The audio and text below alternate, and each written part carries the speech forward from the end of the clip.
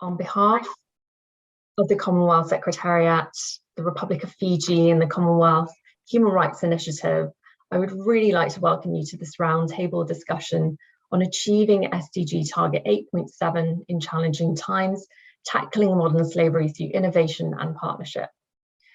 This roundtable focuses on the urgent issue of contemporary forms of slavery and human trafficking across the Commonwealth, particularly in light of the fact that it is estimated that over 40.3 million people are trapped in modern slavery. This includes forced labour, human trafficking, debt bondage, domestic servitude, forced marriage, and the worst forms of child labour. The COVID-19 pandemic, the mounting climate crisis, and humanitarian emergencies spurred by armed conflicts are increasing vulnerabilities for those already at the greatest risk of exploitation. So we come together today because we see partnership as, of course, the title of this roundtable and as it suggests, a crucial response to this issue. It is only through collaboration with each other between states, civil society, private entities, and survivors that we can move closer to effectively addressing this crime. Solutions must also incorporate effective criminal justice, victim support, and evidence-based decision-making. And today's discussion will absolutely focus on understanding and analysing how current challenges, such as the climate crisis and conflict, drive contemporary forms of slavery and human trafficking. And this session will bring relevant sectors together to raise awareness, strengthen advocacy efforts, and share good practices from around the Commonwealth. Of course, the outcome of this discussion will be shared with Commonwealth States and other stakeholders in advance of the 2022 Commonwealth Heads of Government meeting, or as we call it, CHOGM, taking place this June in Kigali, Rwanda. And it's really an absolute pleasure for me to begin this important event by giving the floor to His Excellency Mr. Jodoko Tukolevu, High Commissioner to the UK for the Republic of Fiji. I want to give Your Excellency the floor and really wish everybody fruitful event this morning talking about this very important issue. Your Excellency, the floor is yours. Thank you, Dr. Savannah. Excellencies, distinguished speakers, ladies and gentlemen, Volvinaka, and good morning to you all. Indeed, today's event reflects the continued effort and the total commitment as a Commonwealth family to look for ways to eradicate and eliminate slavery and human trafficking as across the Commonwealth.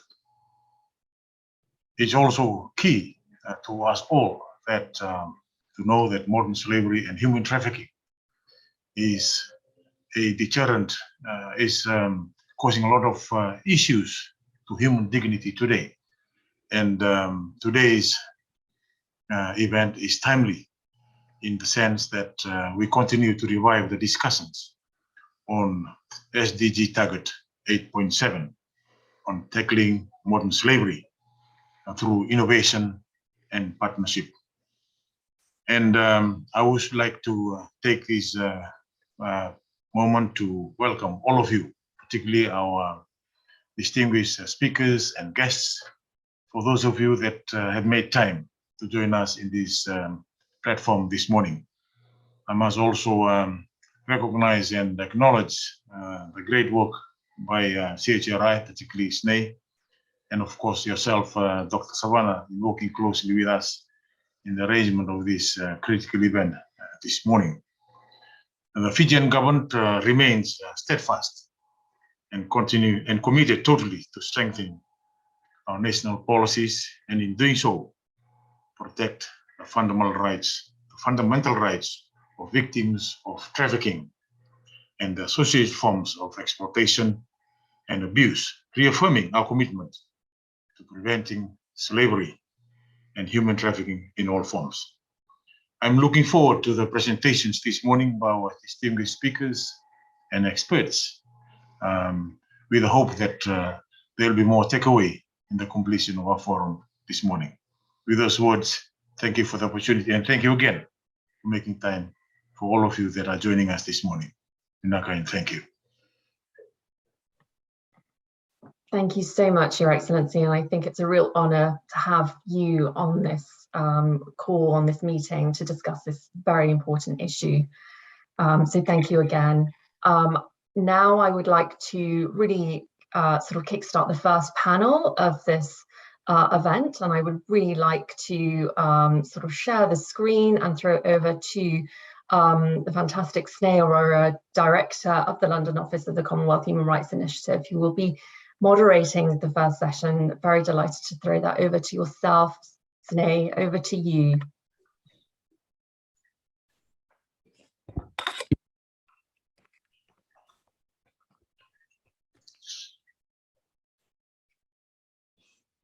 Thanks, Shavana. Sorry about the technical difficulty there. Thanks, Shavana. I want to start by saying that that all of us are here today, that we're aware of the difficulties to address the complex issues of modern slavery and human trafficking. We are also aware of the many vulnerabilities that people at risk experience, as well as the terrible forms of exploitation they are subjected to. It's hard to imagine and accept that around 40.3 million people are trapped in modern slavery, and that 40% of these people reside in the Commonwealth. These past years have brought new challenges to this already difficult situation. We've all experienced the negative effects that COVID-19 has brought, and these were even worse for marginalized groups, those who lost their jobs and other means of subsistence, for migrants trapped abroad with no possibility of return, and for many women and girls that found themselves locked up with their abusers. It's not hard to imagine how the pandemic has fueled modern slavery and human trafficking. We are also very well aware of how armed conflicts have increased incidences of modern slavery and exploitation. The situation in Ukraine leaves us with no doubt. A person fleeing a conflict is a person who is exposed to greater risk of becoming a victim of exploitation and human trafficking. Just 2 weeks ago, the group of experts on action against trafficking in human beings, also known as GRETA, issued a guidance note on addressing the risks of trafficking in human beings related to the war in Ukraine. In this document, GRETA recognizes the heightened vulnerability of displaced persons to become victims of trafficking and establishes various recommendations, such as the need to register and protect unaccompanied and separated children. Lastly, but of equal importance, we have to mention the threat of climate change, a threat that Michelle Bachelet, the UN High Commissioner for Human Rights, characterized back in 2019 as the greatest ever threat to human rights. A changing climate already disproportionately impacts small island developing states and vulnerable communities within countries of the Commonwealth. We are already seeing how the climate crisis has escalated poverty and increased inequality, provoked displacement, and therefore has increased vulnerabilities to become a victim of trafficking and exploitation. Today at this roundtable, we will discuss how these challenges, the COVID-19 pandemic, armed conflict, and the climate crisis, act as drivers of contemporary forms of slavery, which increase vulnerabilities and which demand rapid and adequate actions from the states and other key actors. So without further ado, I'm pleased to welcome several distinguished guest speakers that we have today. First of all, Dr. Tomoya Obokata is the current United Nations Special Rapporteur on Contemporary Forms of Slavery. He is a scholar of international law and human rights, specializing in transnational organized crime, human trafficking, and modern slavery. He's also currently serving as Professor of International Law and Human Rights at Keele University. Dr. Obokata has worked with the UK Parliamentary Joint Committee on Human Rights, the United Nations Office of Drugs and Crime, the International Organization for Migration, amongst others. Welcome, Dr. Obokata. I would welcome all of the speakers to turn on their video to introduce themselves. I would like also to welcome Professor Parosha Chandran. Professor Chandran is a human rights barrister and professor of practice in modern slavery law at King's College London. She has acted in numerous groundbreaking human rights cases which have set critical legal precedents and has contributed to international legal guidance on all aspects of human trafficking, including for the UN, Council of Europe, and others. She is senior legal advisor to the UK Parliament's Modern Slavery Project and is also the special independent advisor on child trafficking to UNICEF UK. Also speaking today is Ritu Bhardwaj, a senior researcher with the International Institute of Environment and Development. Ms. Bhardwaj works extensively on climate resilience, resource conservation, social protection, migration, and gender issues. She has a particular understanding on how to align development and social protection programs to prevent climate-induced displacement and distress migration, and has contributed her expertise to several think tanks and governments. Welcome to all of you. I would like to start with you, Dr. Obokata. The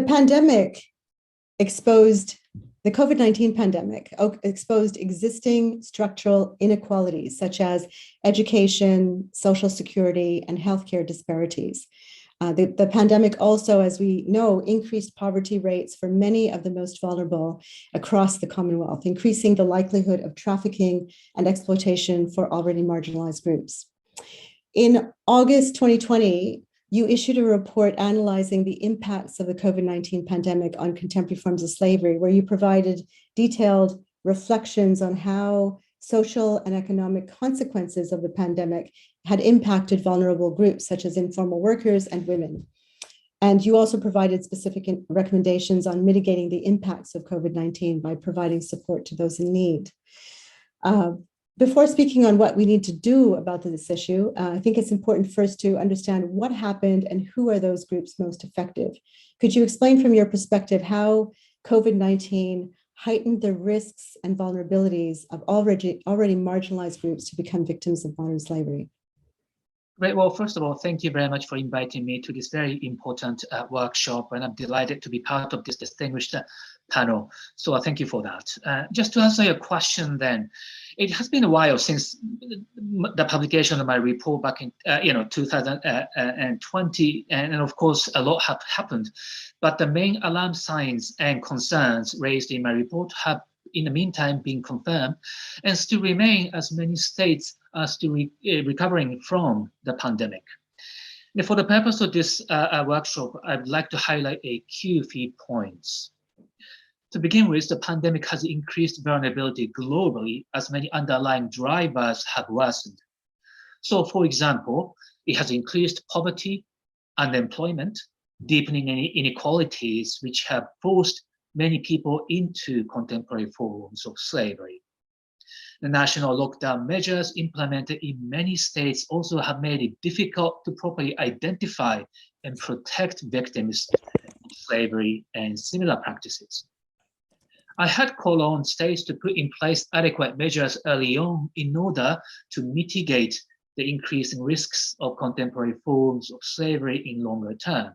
And some countries have taken bolder actions in this regard, but others have not due to various reasons, including lack of resources and infrastructure.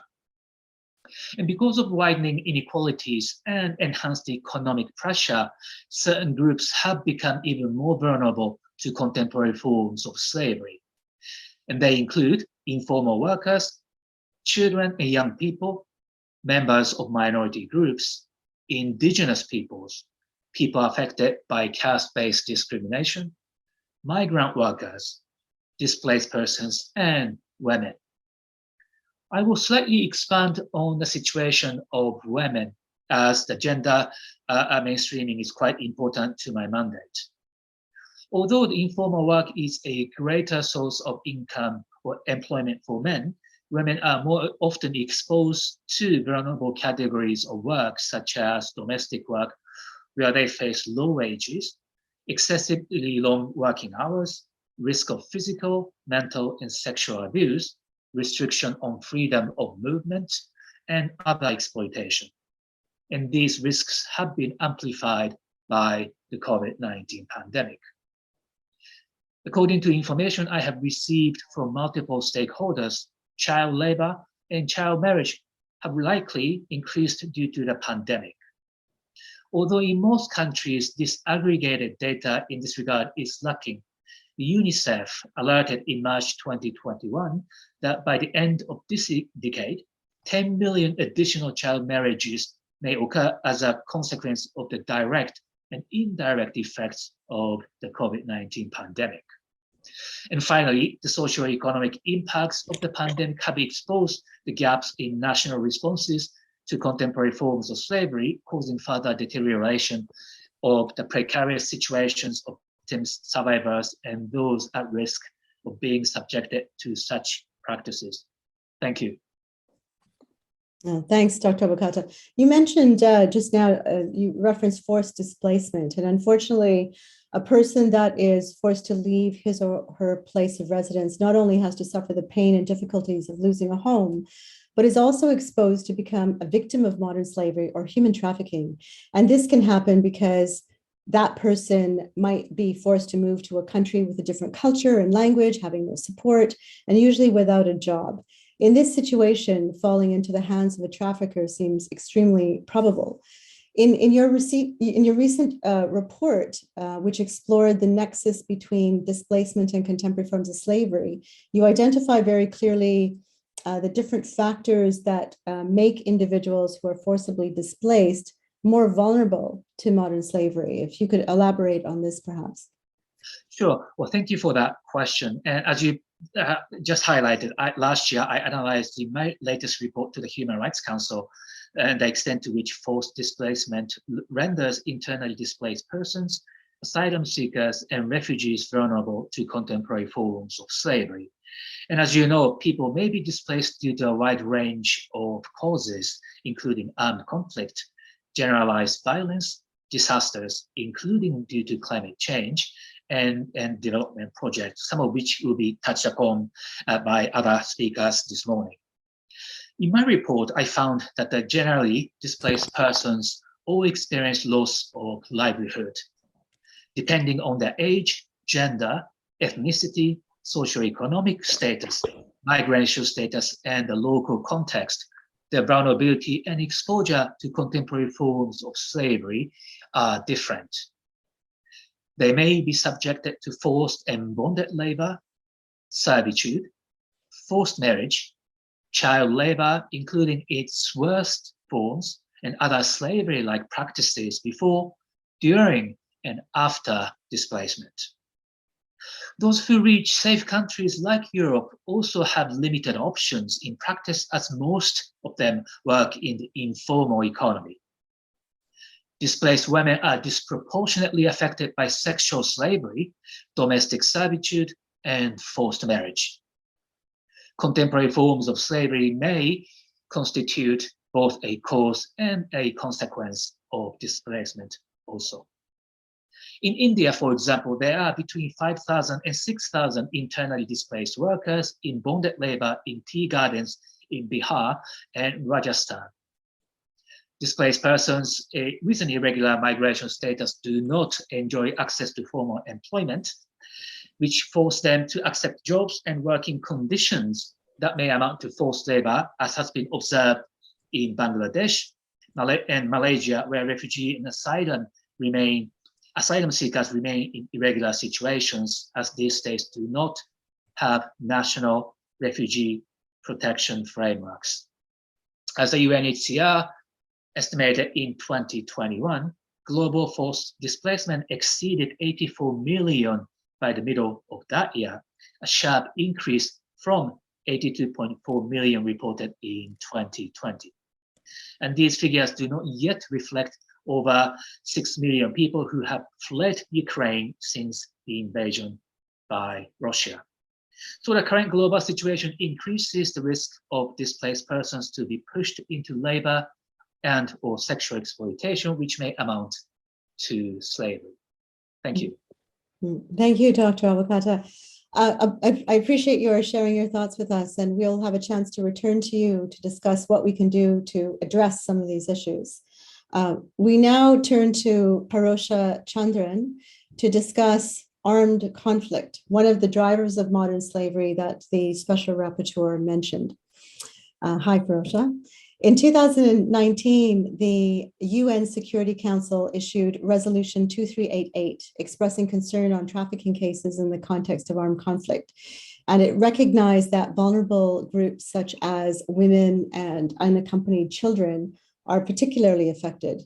And the Security Council also called upon states to effectively implement the relevant international instruments, such as the UN protocol to prevent, suppress, and punish trafficking in persons, well known as the Palermo Protocol. I believe it's important to understand what are these obligations we're talking about and why they apply in the context of armed conflict. So with this in mind, I wanted to ask you, what do the international laws say on the topic of armed conflict and human trafficking, and how do such cases fit within the definition of trafficking under the UN Palermo Protocol? Well, thank you very much for this very interesting questions. And firstly, thank you for inviting me to speak. I send my regards to distinguished guests and excellencies. We have to always come back to the beginning when we're talking about human trafficking, which is the Palermo Protocol and the definition of human trafficking. As we all know, that requires one of the acts of recruitment, receipt, transfer, transportation, or harboring of a person for the purpose of exploitation.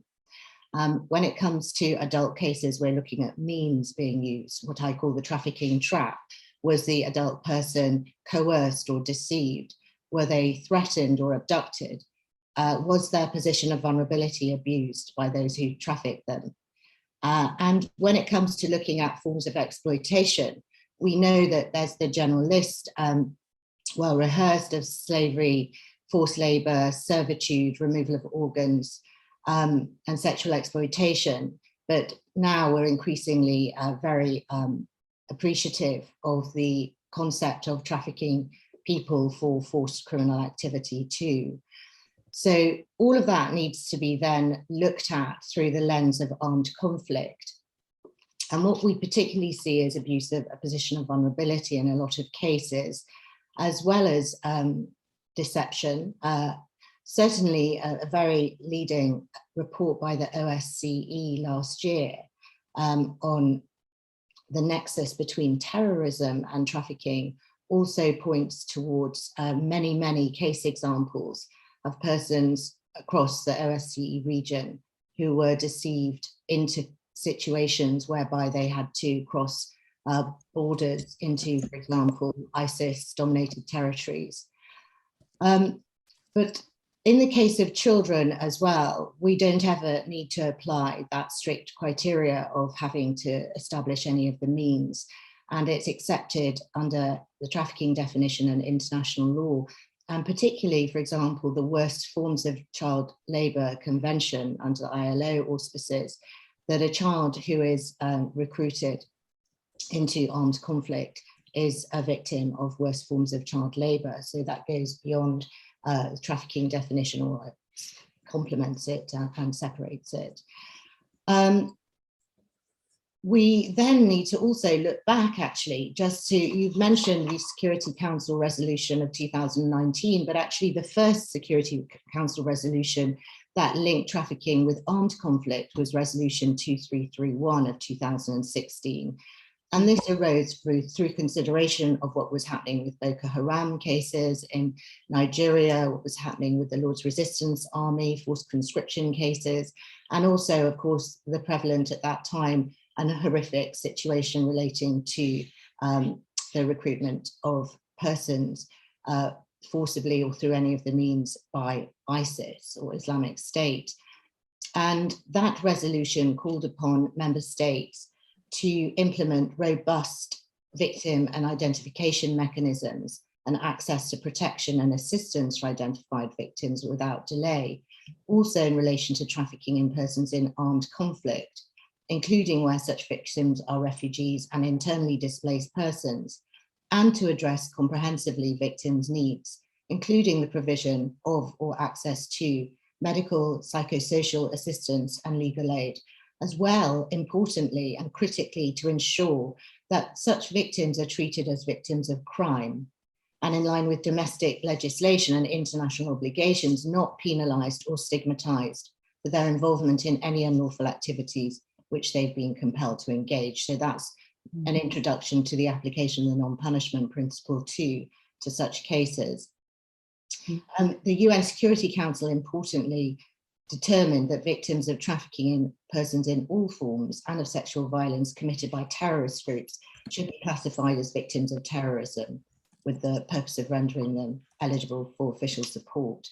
Of course, separately to the terrorism nexus, we have the nexus of armed conflict much more broadly, whereby vulnerable groups of individuals are taken by those who wish to exploit them and used for various forms of exploitation within the framework of armed conflict, which I'd be happy to talk about too.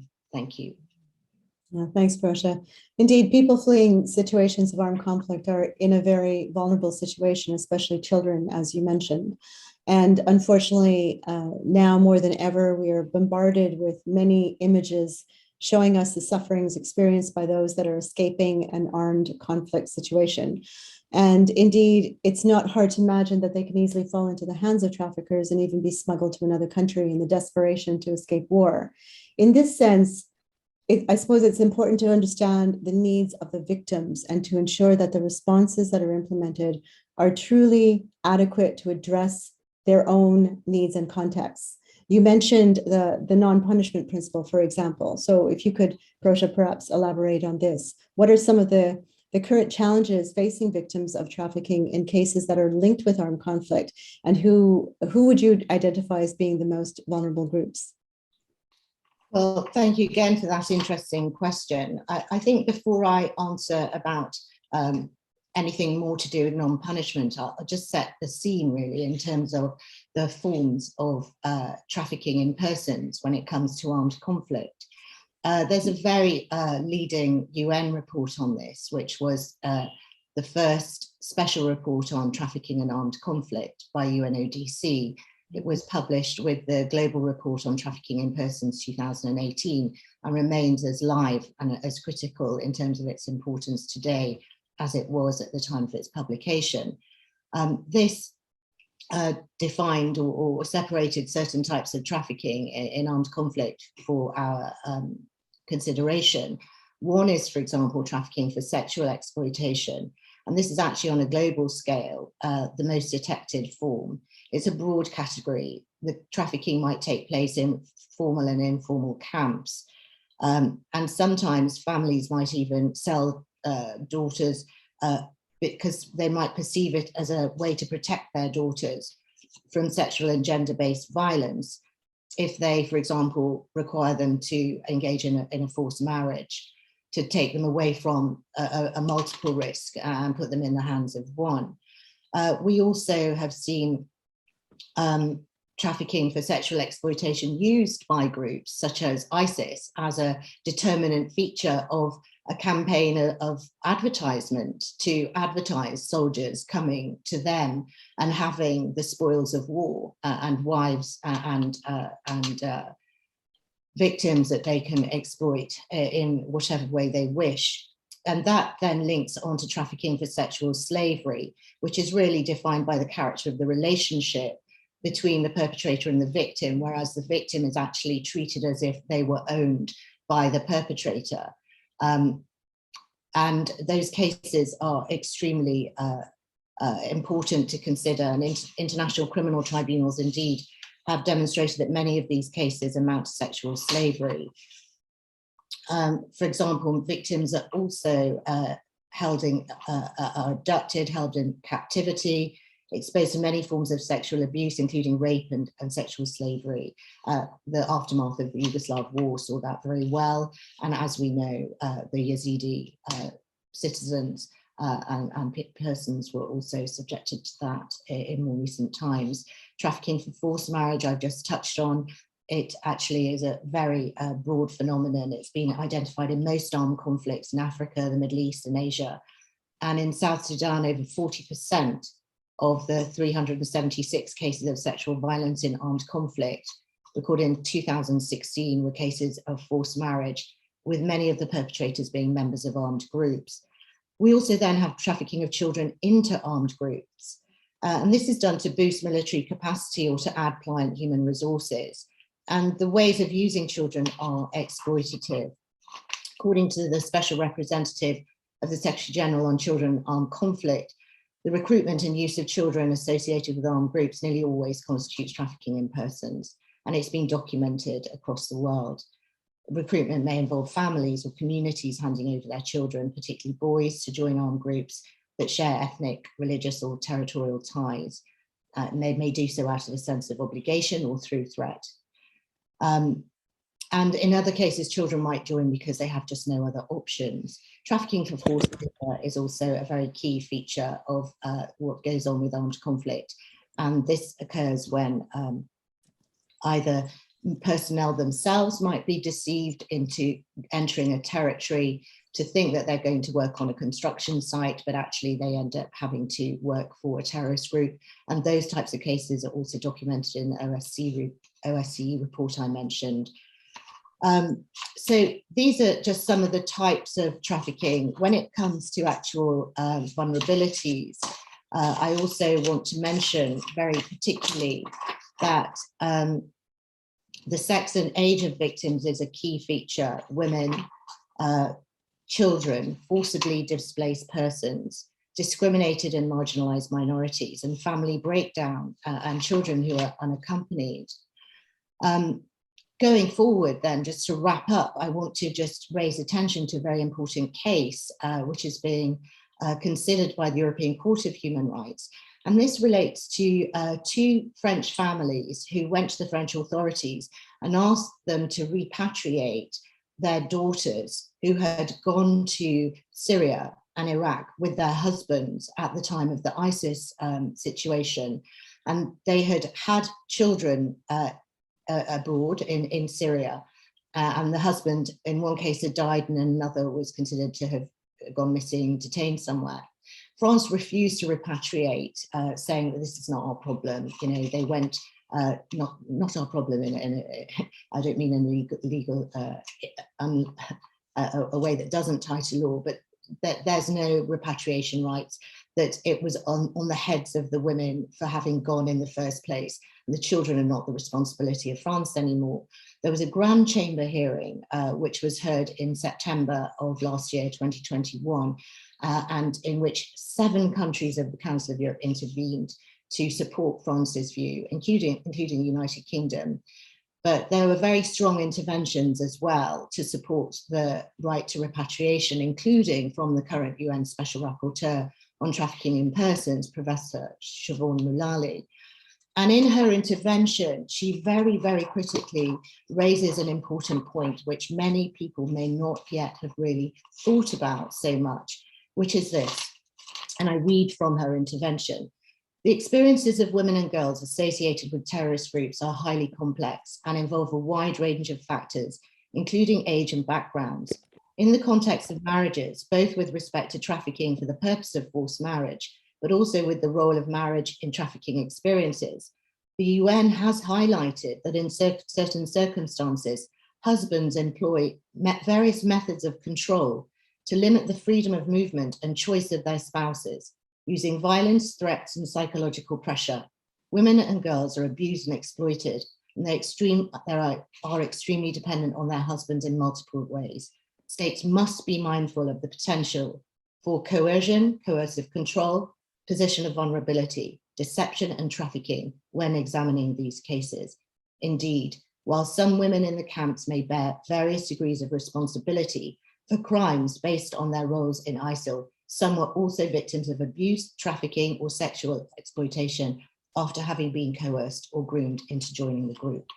So this is a critical case where the potentiality of the trafficking identification of those women who are in Syria in detention is to be considered, along with the consideration of the non-punishment principle, which is about not prosecuting or punishing those who committed direct acts as a result of their trafficking.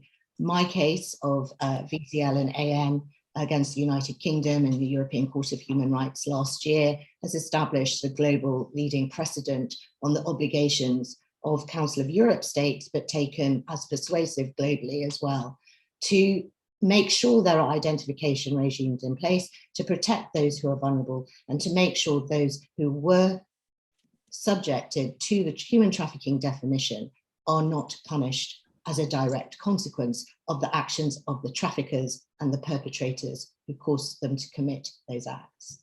Thank you. Thanks, Parosha. We'll return to you to explore what can be done, including how we can promote the non-punishment principle and how, as you mentioned, how identification of victims of human trafficking, the identifications of victims of human trafficking is an important element to ensure that this principle can be applied effectively. So we'll return to you on that. Thank you.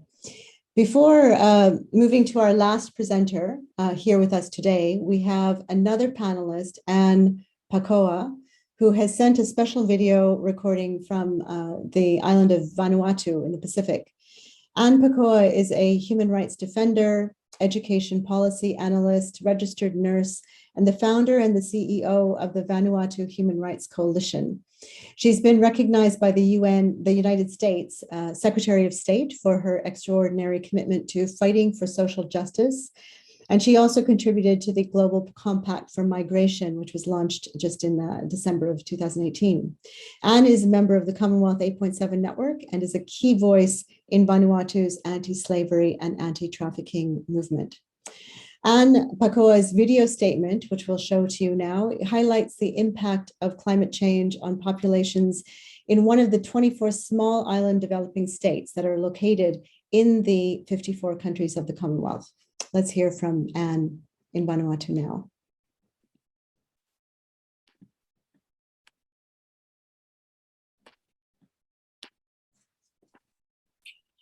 Dear distinguished guests, ladies and gentlemen, my name is Anne Pakoa, human rights defender and a human rights activist. I am the founder and CEO of the Vanuatu Human Rights Coalition here in Vanuatu in the Pacific Island region. But today I stand before you and I wear my hat as the Pacific representative on the Commonwealth 8.7 network, which is a network that fights or raises global awareness on human trafficking and contemporary forms of slavery. The socio-economic, physical, psychological, and social cultural impacts on victims of human trafficking today have been ignored by many policymakers. But I am glad that today, global leaders, you have gathered here today to discuss global and regional climate realities. And yes, there is a strong link between climate change and human trafficking. As I speak, honorable leaders, many women and girls, including other diverse groups of humans, are encountering severe challenges imposed by the impacts of climate change and natural disasters. Climate change and natural disasters will continue to affect our beautiful Pacific region. Extreme weather challenges contribute to environmental distractions, forcing people to leave their homes and leaving them vulnerable to trafficking and exploitation, including slavery. Now, in the Pacific context, where people are ashamed to show their economic status publicly, millions are suffering silently without much notice from human developments or community developers, for that matter. But today, honorable leaders, as I speak, I want to bring to your attention that the Pacific region will continue to be affected severely by the impacts of climate change. Now, already we have ongoing disasters such as cyclones, Category 5 cyclones, volcanic eruptions, landslides, tsunamis. Now, Vanuatu, for example, one of the islands that has been suffering from volcanic eruptions, already the people are suffering from food insecurity. In Tonga, for example, food insecurity is also high. Now, these impacts will continue to affect the livelihoods of the very people that we care about. Not forgetting and not mentioning the ongoing crisis of COVID-19, the community transmissions that continue to impact economic livelihoods of our people. When women and girls are vulnerable economically, they become more prone to be trafficked and sexually exploited. Now, some Pacific highlights, like I've mentioned before, have left a lot of women and girls in the gutters. Now, because they're left on the gutters, they become more vulnerable. And when they become more vulnerable, then they're more prone to be trafficked by traffickers. So what are we going to do about it? These ongoing climate disasters will continue to be a challenge for the Pacific region. Most of the category of people that are being affected includes out-of-school youths, out-of-school girls, unemployed women and girls, unemployed youths, and also there are many women and girls that are being married off from poor families to richer individuals just for financial security. And some of them are married to richer men just because of the lack of essential needs, such as, for example, if the families are not able to provide for put bread on the table, then they believe that if marrying off the young girl to the older, richer man, that they would give their financial security, not only for her, but for the whole family as well. Now that leaves the young girl become victimized by that kind of activity.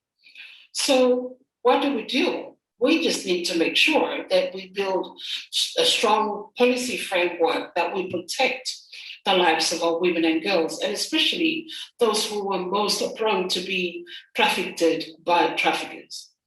Now, I have a few recommendations from honorable leaders, and one is to discuss and agree on allocated separate financial resources to support unemployed young women and girls in our region to better manage themselves and their livelihoods. I urge you on behalf of our Pacific brothers and sisters to invest in economic empowerment of our unemployed population through the SMEs, and so that they can become economically confident to take charge of their lives and their homes. I urge you, honorable leaders, to develop an outcome statement that will better address the advancement of human rights and those most afflicted by climate change and those prone to being trafficked.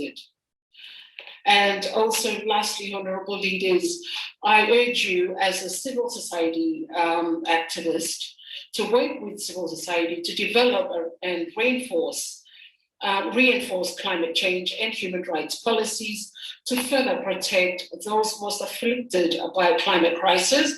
And lastly, leaders, honorable leaders, allow our own people to develop their own local solutions targeting towards the advancement of their protection and the dignity of our Pacific people. Thank you, and wishing you all the best in your discussions throughout the entire meeting. Thank you, honorable leaders, ladies and gentlemen.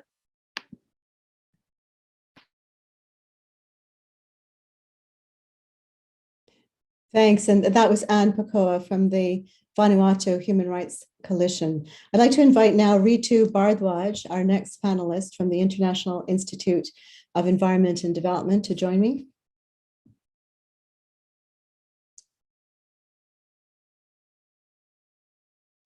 Ritu, we just heard from Anne Pakoa that climate change is already having a tremendous impact on the lives of people in the Pacific region. And one such impact is displacement, which makes women and girls in particular vulnerable to climate change. She also highlighted how it is often the women and girls who are often the most economically marginalized that suffer these consequences. And this raises several important questions.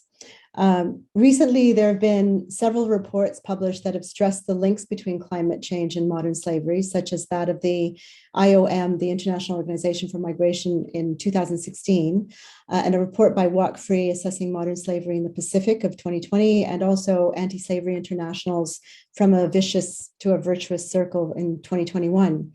In fact, your organization, the International Institute of Environment and Development, recently contributed to a report, Climate-Induced Migration and Modern Slavery, published in September of last year with Anti-Slavery International.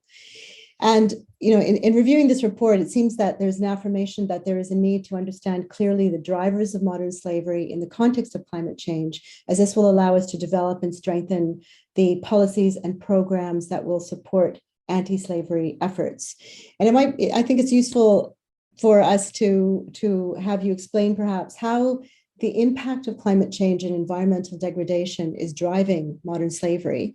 And also, perhaps, since this is a very complex topic, perhaps you can tell us about any cases that can help us to understand and unpack these linkages. First of all, thanks, Sneha, so much. And it's great to come right after Sneha's video, because it will help everyone to put whatever I'm saying into perspective. Firstly, we heard so much from the experts about what slavery really means. And especially in the space in which I work, the climate change space, we often link the notion of, you talk to anyone and we link the notion of slavery with the colonial era. But it's so much discussion around decolonization. But figures, really indicate that far more people are subject to slavery today than any other time in the history. But what is crucial to understand is that while several socio-economic, cultural, and institutional factors, as we heard from all the speakers before me, shape the risk to modern slavery, they're increasingly considered to be made worse by climate change impacts and environmental degradation. And in the research that we just talked about, in that we have come out with evidence that indicates that this nexus between climate change, migration, and trafficking, it exists along at least 3 pathways. And it's important to highlight these 3 pathways separately, because in a very recent research that we are just conducting, we've come out with numerical evidence, hardcore empirical evidence of how these different pathways impact the vulnerability to trafficking differently, and why we need a nuanced approach to deal with each of these pathways separately. And I'll just quickly take you through these 3 pathways separately. Firstly is in context of sudden extreme climatic events like cyclones, floods, and hurricanes, which leads to sudden displacement of community. And very strong evidence indicate that human trafficking increases in the aftermath of such events. Now, there are many evidence for this. For example, in Bangladesh, women who were left widowed by Cyclone Sidr, they were targeted by traffickers and even driven into prostitution and hard labor. Similarly, following the annual flooding in Assam in Northeast India, women and girls were forced into child slavery or forced marriages to make ends meet. Now, we recently conducted another case study assessment into trying to understand how do people cope when their limits to adaptation is breached, because we know that climate impacts are increasing in intensity and frequency. So increasingly, where adaptation could have worked earlier, it's no longer working. People are reaching their limits of adaptation. And therefore, we looked at one of the cases of Urichar in Bangladesh, which is a river island. And when we found that every household in that area was displaced at least 3 to 7 times. Now, when people lose their support network and they're forced to displace, they have to work under exploitative conditions, and which can easily be compared to slavery-like situation. Women at the same time, we found that they were exposed to sexual exploitation, abuse, child or early marriages, and trafficking. Now, this is the first pathway when people are exposed to sudden onset event. But there is also a second pathway, which is, and therefore we do need to understand that there's a difference.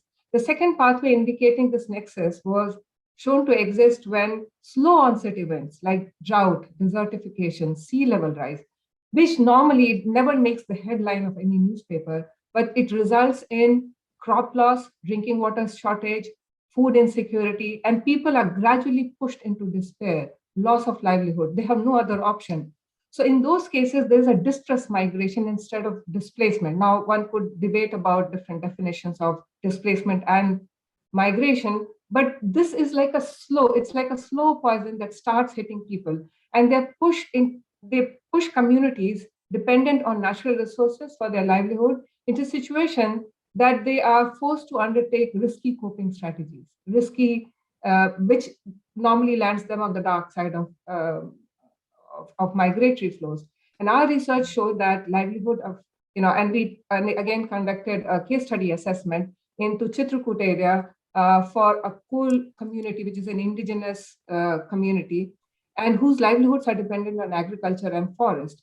And we found that in absence, so when they are forced with recurring climate impacts, and in absence of sustainable livelihood options, Kuls are forced to migrate and work in stone mines nearby under very polluting and exploitative work condition. The people working in these mines, they often come back with lung disease, which is caused by constant inhaling of dust and polluted air. something that could have easily been avoided by providing them some protective gear, but yes, they are not. And women who migrate along with them, with the men in these mines, they're exploited by the landowners and the mining industry contractors, which are locally known as dadus. And we are shortly going to come out with another research which will really highlight how these figures differ from those from communities which are exposed to sudden onset compared to those who are exposed to slow onset. Now, the third pathway, we heard a lot of speakers talk about conflict. And yes, conflict does impact and does create vulnerability to trafficking and slavery. But when that is combined with climate impact, it increases then vulnerability furthermore. And so this is the third pathway I'll talk about. And I'll just give you the case study assessment that we did for Lake Chad Basin, where everyone knows about Boko Haram conflict that's ongoing there. So while the start of conflict with Boko Haram in 2009 forced many out of the Lake Chad Basin, many were first displaced from this basin because of climate impacts. Now, when this climate impact is combined with conflict, it has resulted in this Lake Chad Basin more than 5 million people who have been displaced both internally as well as across borders. Now, multiple internal displacement due to these recurring climate impact is particularly acute for women and girls, who we also heard from Anne's video become more vulnerable. So they're forced to take up jobs with exploitative condition because they have to make, their survival is at stake. And that increases their risk of gender-based violence and being pushed into slavery-like condition. We have so many other case studies where such linkages exist, but I just thought of highlighting these. And in each of these three pathways or circumstances, while they are separate pathways, but the situation that pushes them into slavery or slavery-like condition, it overlaps.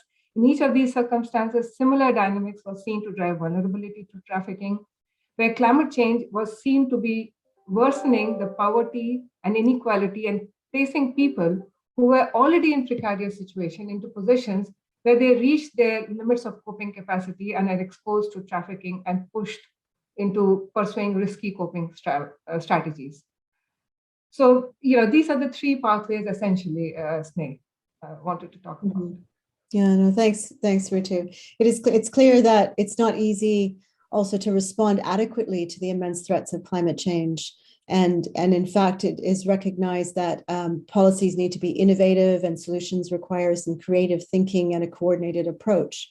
And in this sense, I'm curious to know what you think. Who do you think are the main policy stakeholders here, and what are the key issues they should be focusing on? Thanks, Sneh. And before I start talking about the exact, the key policymakers group, I'll just like to highlight that the latest IPCC report, because just to put what I'm saying into perspective, the latest IPCC report has also noted that the greatest single impact of climate change could be on human migration. So as you said, Sneh, climate impact in itself is multifaceted. It impacts people in different ways, but human migration, forced displacement due to shoreline erosion, coastal flooding, agriculture disruption, it's increasingly going to become more and more acute. And various analysts have tried to put numbers on this future flow of climate migrants as to how much they might increase. And the most recent assessment by the World Bank puts this number as 216 million by 2050. Now, this is a huge number, but here I'll just highlight that this number is only of internal displacement. It does not account for those who would be forced to cross borders because of climate impacts. And if you look at that report, most of these displacement would occur in regions like Sub-Saharan Africa, East Asia, Pacific, South Asia. And these are also one of the most poorest regions. So there are multiple vulnerabilities which are they are cross-cutting with each other, and they're compounding the existing vulnerabilities.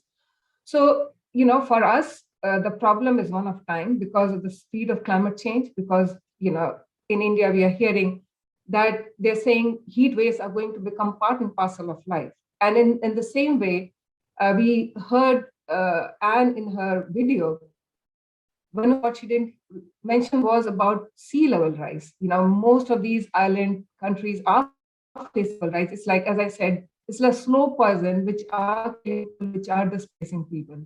So one is definitely a problem of time, and the second is the problem of scale, because the simplistic image of a coastal household depending on subsistence farming being forced to pack their bags and they move to another area, it doesn't happen in the real world.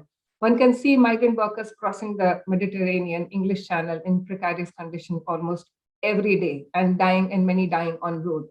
So right now, we have seen how millions of people are displaced by Ukraine crisis, but if you compare that number with how much it would be because of climate impact, it's going to be many, many folds, things that we'll not be able to manage. So I would really like to draw the attention of some policymakers, which I know have the power and have the agency to do something about it. And firstly, I will like to call upon United Nations Framework Convention of Climate Change, UNFCCC, to seriously, because so far they have not acknowledged or even discussed this link between climate-induced migration and modern slavery. So it should be included as one of the actions in the climate target. They should include and track the progress of climate-induced migration and anti-slavery action in the NDCs, the nationally determined contributions, and national adaptation plans that countries make and submit to UNFCCC. They should also consider to address this link between, so they do address the link between climate and migration, but they haven't recognized slavery as one of them in the Warsaw International Mechanism Task Force for Displacement. Second, I would highlight the United Nations. We do have UN Special Rapporteur present in our midst today. So firstly, for the ILO, International Labour Organization, to support an advocacy agenda for policymakers and key international institutions, especially UNFCCC, World Bank, IOM, and so on. And second, play a central role in developing a joint framework, because even in my previous research report, I talked about so many efforts happening, but they're happening in isolation. So when you talk about this linkage, there are three critical issues: climate change, migration, and slavery. There's nobody to link these three issues together, and UN can especially play that role. Quickly talking about G20, because we know G20 summit is upcoming. So we need a commitment from them to provide a long-term funding to address anti-slavery efforts in context of recurring displacement because of climate change. World Bank especially to include link between climate-induced migration and modern slavery in the advice to the countries on migration action plan. And finally, the national governments to address shelter, safety, and security issues and take anticipatory action in an integrated manner to especially support the vulnerable communities. So I'll stop there. I know, Sneha, probably I took more time than I should have, but I just get too carried away when I talk about this issue. That's just fine, Ritu. It's a very important subject. And one of the things, Ritu, you began to speak about solutions, and the final question relates to this. And I welcome now the other speakers to join the panel by video, if they could. And difficult times like this demand urgent and adequate responses. It is true that in times of crisis, states, multilateral actors, and other actors face increased challenges to respond. However, it is also true that in precisely these times when victims need us the most. With this in mind, I wanted to ask all of you, our esteemed panelists, the following question, which I hope will bring a spark of hope to our discussion today. So what can we do? So more specifically, what can states and other actors, such as civil society, businesses, multilateral actors, what can they do, what can we do to implement the measures needed to adequately address these challenges that we've talked about? So first, Professor Chandran. Thank you. Well, I think it's really critical for states, I think, at this point in time, to rely as much as possible on some of the expert guidance that's been published by international organizations, including the UN, including Greta, for example, the monitoring body of the Council of Europe, UNICEF, and any publications that are persuasive and authoritative recently, which can also enable insights into best responses during pandemics, as well as best responses in relation to armed conflict. One thing that I wanted to raise attention to is the new report from Greta the group of experts on action against trafficking in human beings, which relates specifically to the Ukraine crisis, but could be taken as leading guidance in relation to any conflict. And so this talks immediately about registration and safe migration routes, to allocating sufficient human, financial, and material resources to ensuring effective and timeliness of registration of all newly arrived people fleeing the conflict in Ukraine, but that would be fleeing any pandemic or conflict or crisis situation anywhere, including those who've lacked identity papers. And when children are traveling with unrelated adults and there's doubts about the relationship between the child and the adult, then the responsible authorities should interview the child separately and conduct necessary checks when thinking about the registration process. Also, in terms of immediate assistance, it's critical for us to appreciate the level of trauma and disassociation and just complete despair. And so therefore, the Greta report talks not only about the need for immediate cover and urgent basic needs as food, water, housing, etc., but also appreciating that individuals who've been offering transportation, accommodation, or work may be doing so in exchange for sexual or other persons who are fleeing conflict or crisis situations. And so it's very necessary to promote safe practices by private individuals and organizations who are offering assistance to people fleeing, including vetting and having official registration of all volunteers, individuals, organizations, and private companies offering and providing accommodation, as well as the promotion of safe staff recruitment and codes of conduct. There really needs to be a provision of legal status and residence permits without undue delay for all people entitled to international protection.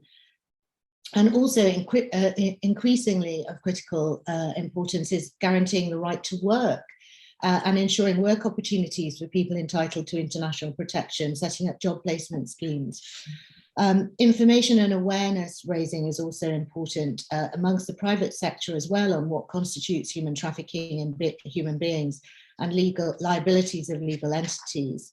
And there needs to be the detection of potential victims and traffickers, and that means allocating additional resources to robust identification measures, as well as to appreciate that first line responders need support in undertaking these these activities. And then lastly, looking at vulnerable groups, being very careful to look at what's going on. And so, for example, with Ukraine, there's been numerous reports about the disappearance of children, 400-500 children have just gone missing. So there needs to be very careful unaccompanied and separated children registration and benefits of protective care. Also, if there's any age disputes, those need to be resolved with the best interest of the child in mind and taking into account the needs for legal guardians.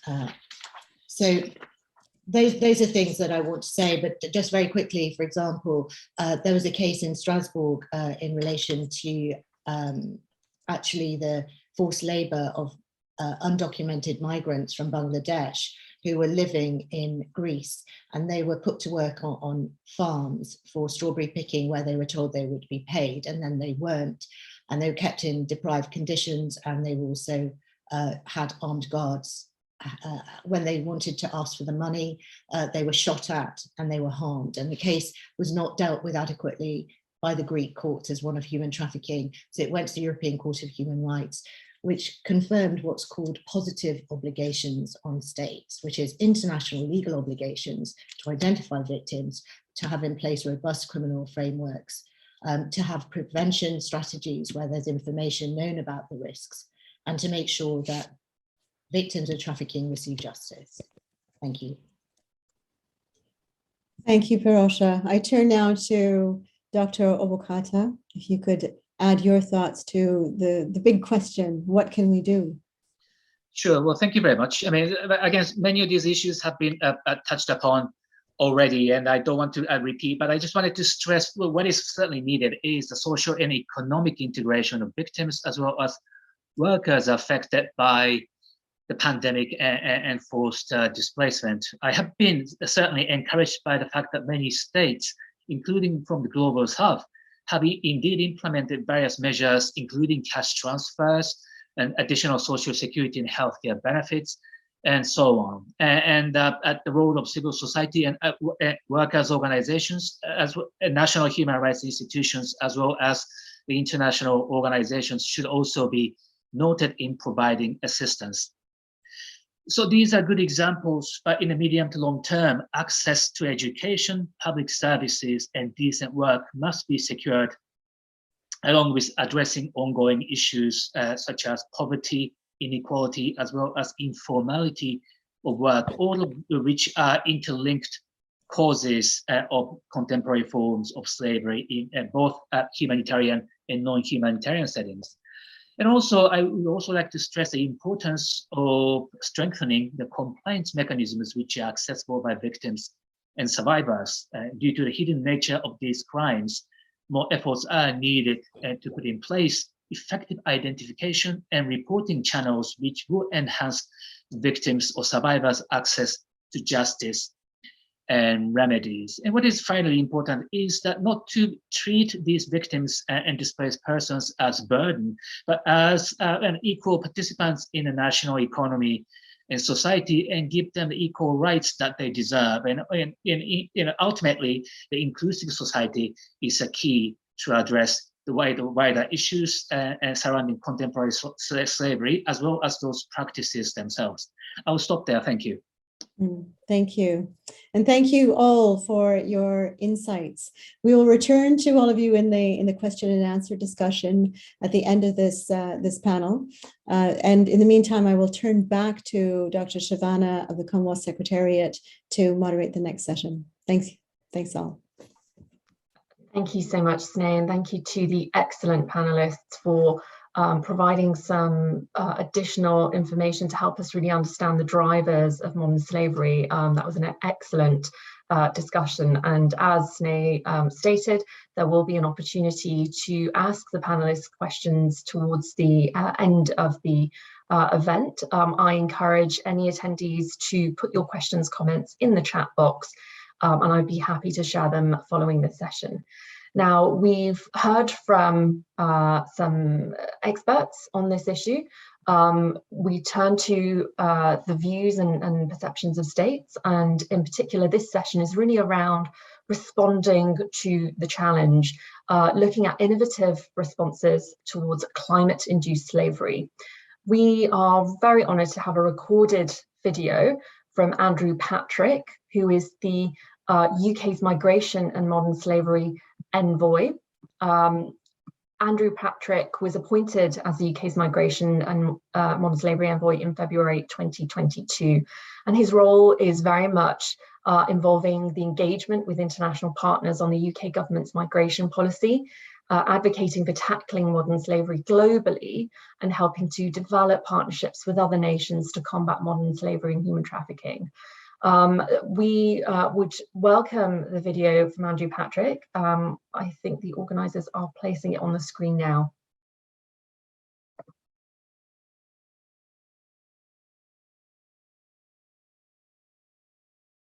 The British government's Migration and Modern Slavery Envoy. First of all, an apology. I'm sorry I can't be with you in person today. I am speaking at a side event at the conference on child labour, and that's at exactly the same time as this discussion. But I did want to send this message to demonstrate our support for this initiative by the CHRI, and say that I look forward to taking part in future discussions. So I'll keep this very brief. It's obviously a very challenging time to be working on modern slavery, both because the issue itself has clearly got worse, in part as a result of the pandemic. Secondly, because at least in Europe, there's a great focus on Ukraine, which is crowding the international agenda. Of course, it has to. I'm not criticizing that, but it makes it harder to give modern slavery the importance that it deserves. And finally, of course, government budgets have been under great pressure because of the pandemic. I won't go over the steps Britain has taken to address the problem of modern slavery. I think everyone in the room will be aware of the Modern Slavery Act, which introduced new criminal penalties and placed an obligation on large companies to report on their due diligence. That act is now 7 years old. A couple of things are happening. First of all, we will be putting a bill before Parliament this year, which will introduce financial penalties for the very few companies who fail to comply with their duties under the Modern Slavery Act. And secondly, in a month or two, we will be publishing our review of our modern slavery strategy. Obviously, I can't tell you today exactly what that will say, but I just wanted to highlight some of the priority areas that I think it will cover. But first of all, a word on Ukraine. Very important for those of us in Europe, North America. Very big risks for modern slavery. Everybody understands that, I think. Very large numbers of people on the move, mostly women and children. I think everybody in the region, we, the UN agencies, understand that this is a significant area of risk.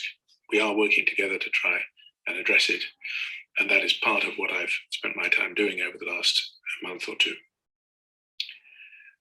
So in terms of upcoming priorities, I mentioned the issue of supply chains. I think that is going to continue to be very important.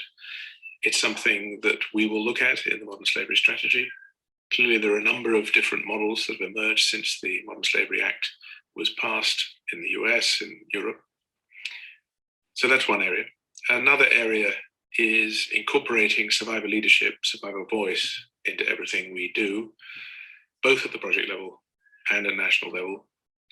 The more I'm reading about this and speaking to people, the more I understand that this is not a straightforward task to do properly. So we will take our time to make sure that we're doing it in the right way at the national level at least.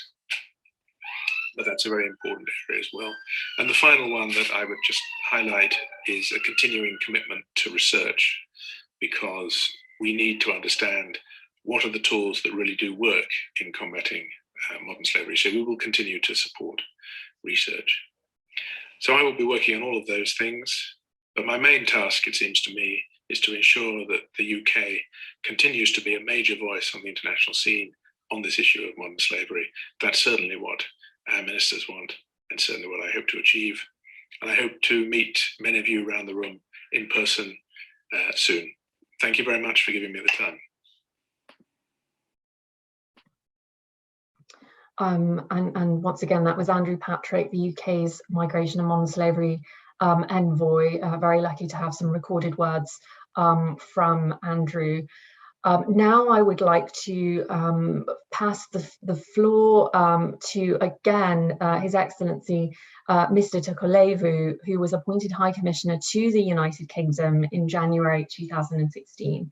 He was a former Chief Executive Officer of the Fiji Revenue and Customs Authority, and Excellency Tukulevu has served in various boards and executive committees in Fiji, was the chairman of the Oceania Customs Organization, as well as chairman of the Pacific Islands Tax Administration Association.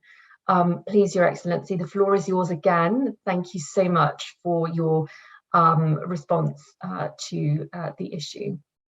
Thank you, Dr. Savannah. Again, in the interest of time, to allow more time for Q&A, I will just go over very quickly some of the changes in Fiji.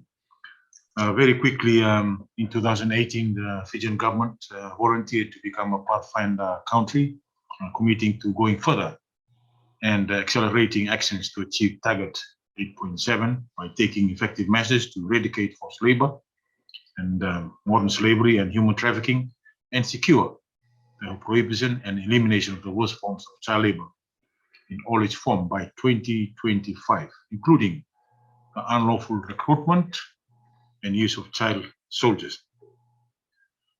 Protecting the vulnerable from modern slavery is indeed part and parcel of our Fiji Constitution. Section 10 of the Constitution provides for freedom from slavery, forced labor, and human trafficking. Section 31 provides for the right to education, while Section 41 provides for rights of children. Social and economic rights are also protected under the Fiji Constitution. Further to this, through progressive labor reforms and a tripartite consultation process, Fiji has developed and put in place the Employment Relations Act 2007. The introduction of the Employment Relations Act has strengthened the legislations of health and safety of work 1996 and National Employment Center Act 2009. This is legislation fundamentally have encouraged and mandated equal equality and equity in the workplace for all Fijians. Finally, countries in the Pacific, like Fiji, continue to face the development challenges at further risk as these challenges are exacerbated by geographic remoteness and negative impact of the existing natural disasters we do face, and environment degradation due to climate change. It's already been mentioned. Displacement driven by natural disasters creates vulnerability to exploitation and disproportionately affects those that are already living in poverty. I thank you.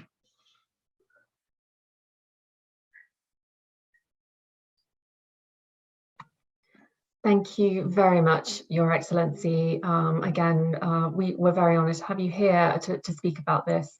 Now, I'm very conscious that we are sort of running close to the end of this event. I want to just sort of say thank you to all our panelists. I'm looking to see if we have any questions for the panelists. I think there aren't any in the chat I see, just because I am going to abuse my position as the moderator. Oh, we've got one in the chat. I spoke too soon. Could the panelists please put their videos on just for this last few minutes? I have a question from Nicholas Watts. Nicholas has said that the WTO will vote on ending unsustainable fisheries subsidies at its June meeting. Are there ways this decision can be linked to eradicating conditions of modern slavery in fisheries, mainly affecting men? Can technical innovation help prevent the loss of onboard inspectors and support workers on industrial trawlers in achieving decent working conditions? Now, the question is directed to all panelists, so in the interest of time, if I could have a quick, succinct answer from each of you, that would be really appreciated. I'll start with Dr. Obokata, if I may. If you'd like me to repeat the question, please do let me know.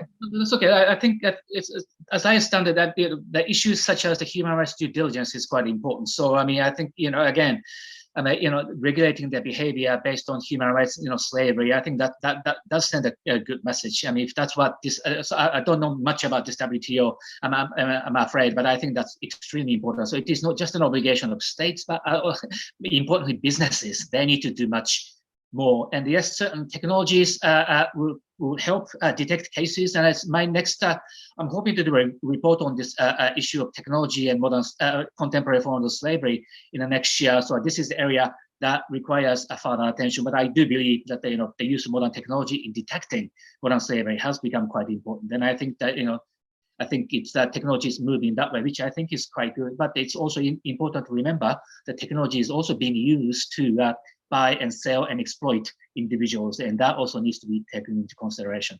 Thank you. Thank you so much. A great answer there, and particularly around technology, which I think is growing in its importance on this. Parosha Chandran, if I can give you a quick 30 seconds to a minute to respond, please.